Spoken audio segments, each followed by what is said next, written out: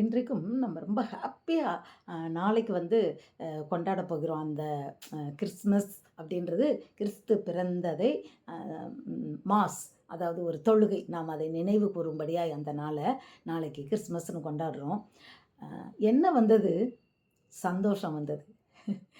ஒரு சில நேரம் பார்த்திங்கன்னா, குழந்தைங்க ரொம்ப கஷ்டப்படுத்துனாங்க. நம்ம சொல்லுவோம், ஏன்டா நீ பிறந்த அப்படின்னு சொல்லி கேட்போம் இல்லையா? இயேசு கிறிஸ்து ஏன் பிறந்தாருன்னா, சந்தோஷம் கொடுப்பதற்காய். யாருக்கு? உலகத்தில் உள்ள எல்லா மக்களுக்கும் சந்தோஷம் கொடுப்பதற்காய், சகல ஜனங்களும் மிகுந்த சந்தோஷம் அடையும்படியாய் அவர் தாவீதின் ராஜாவாகிய இயேசு கிறிஸ்து, கர்த்தராகிய இயேசு கிறிஸ்து இந்த பூமியில் பிறந்தார். அவர் சந்தோஷம் நமக்கு தரும்படியாய் பிறந்தார். சந்தோஷம் அது மட்டும் இல்லை, ரட்சிப்பை கொடுக்கும்படியாய் பிறந்தார். அவர் உலக ரட்சகர். ஒருத்தருக்கு 2 பேருக்கு இல்லை, உலகத்தில் உள்ள சகல ஜனங்களுக்கும், சகல ஜனங்களையும் பாவத்தையும் சாபத்தையும் இருந்து அவர்களை மீட்டு அவர்களை ரட்சிக்கும்படியாய் இந்த பூமியில் பிறந்தார். உலக ரட்சகர் அவர்தான். சமாதான பிரபு. இந்த உலகம் தரக்கூடாத ஒரு சமாதானத்தை நமக்கு தரும்படியாய் தேவன் இந்த பூமியில் சமாதான பிரபுவாய் வந்தார். பிரியமானவர்களே, கோடி பணத்தை உனக்கு கொடுத்துட்டு உனக்கு சமாதானம் கிடைக்குமானா, நீங்கள் போய் காசு கொடுத்து கேட்டிங்கன்னா கிடைக்காது.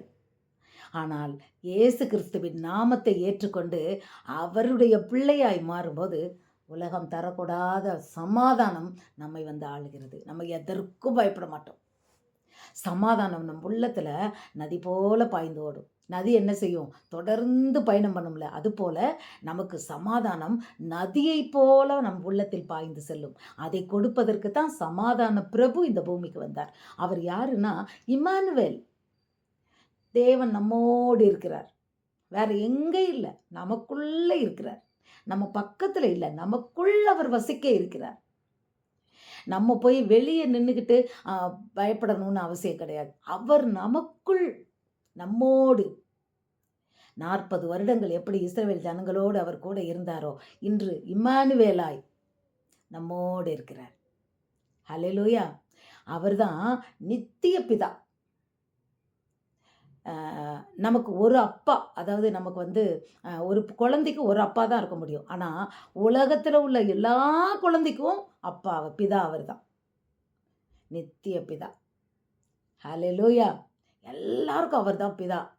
பிதாவாக நம்மை அவருடைய சொந்த பிள்ளைகளாய், இயேசு கிறிஸ்துவனுடைய இரத்தத்தினால் பாவம் மன்னிக்கப்பட்டு சாபம் முறிக்கப்பட்டு அவருடைய பிள்ளையாய் நாம் மனம் திரும்பி பாவத்திலிருந்து பாவத்தை அறிக்கை செய்து விட்டுவிட்டு அவருடைய பிள்ளையாய் நாம் மறுபடியும் பிறக்கும்போது அவர் நமக்கு தகப்பனாகிறார். அவர் நாம் பிள்ளையாய் மாறுகிறோம். அதற்குன்னு தான் வந்தார். நித்திய பிதா, நீதியின் சூரியன். ஹல்லேலூயா. அவர் நீதியின் சூரியன், நீதி உள்ள தேவன். அவர்கிட்ட ஒரு நாளும் அநீதி காணவே படவே முடியாது. அநீதி செய்கிறவங்களுக்கு அவர் சப்போர்ட் பண்ண மாட்டார். நீதிமான் மீது, நீதிமானின் சிரசின் மீது ஆசீர்வாதம் தங்கும் என்று வேதத்தில் எழுதியிருக்கிறது. நம்மை நீதிமானாய் மாற்றும்படியாய் அந்த நீதியின் சூரியன் வந்தார். எப்படி? சூரியன் வந்தாலே என்ன ஆகுது?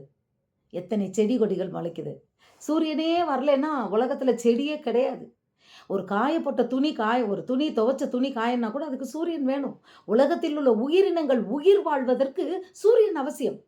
சூரியன் இல்லாத நாடுகள் எல்லாம் பார்த்தீங்கன்னா அங்கே மரம் விளைகிறது எதுவுமே இருக்காது. அப்போது நீதியை விளைய செய்யும்படியாய் அவர் நீதியின் சூரியனாய் இந்த உலகத்துக்கு வந்தார். பாவத்தை அழித்து நீதி செய்யும்படியாய், நீதி உண்டாக்கும்படியாய் வந்தார். அவர் பிறந்தார். இன்னும் ஒரு முறை வருவார். அப்போ 1000 வருஷம் அரசால போகிறாரு. ஹல்லேலூயா. என்ன ஒரு மகிழ்ச்சி பாருங்க. அவர் பிறந்ததை கொண்டாடுவது அத்தனை மகிழ்ச்சி. ஒரு குழந்தை பிறந்துச்சுன்னா அவ்வளோ சந்தோஷப்படுறோம். தேவன் பூமியில் பிறந்ததை எத்தனை நாம் அதை கொண்டாட வேண்டும். அவர் யார்? நீதியின் சூரியன், சமாதான பிரபு, இம்மானுவேல், ரட்சகர். அவர் ராஜாதி ராஜா. எல்லாருக்கும் ராஜா அவர் தான். எஜமானன்களாக எல்லாரும் அவர் தான் எஜமானன். ஸோ நாளைக்கு, அந்த நாளைக்கு இல்லை, இதை கிறிஸ்தவர்கள ஜனங்களாய் பிறந்த ஒவ்வொருவரும் ஒவ்வொரு நாளும் இதை நாம் மகிழ்வுடன் கொண்டாட வேண்டும். ஏன்னா தேவனே நமக்கு பூமியில வந்து பிறந்திருக்கிறாரு. தேவனே நமக்கு அப்பாவா மாறி இருக்கிறாரு. அது எத்தனை பெரிய ஆனந்தம், சந்தோஷம், மகிழ்ச்சி, களிப்பு. இதை யாராலையும் கொடுக்க முடியாது. இயேசு கிறிஸ்து ஒருவரால தான் கொடுக்க முடியும். சமாதானத்தை கொடுக்கும் தேவன், மகிழ்ச்சியை கொடுக்கும் தேவன், சந்தோஷத்தை கொடுக்கும் தேவன், நம்மை ஆசீர்வதிக்கும் தேவன். இந்த இந்த நாட்கள்ல நாம் அவருடைய நாமத்தை உயர்த்தி மகிழ்வோமா? அவர் எதுக்காக பிறந்தாருன்றத நாம் தெரிந்து கொள்வோமா? God bless you.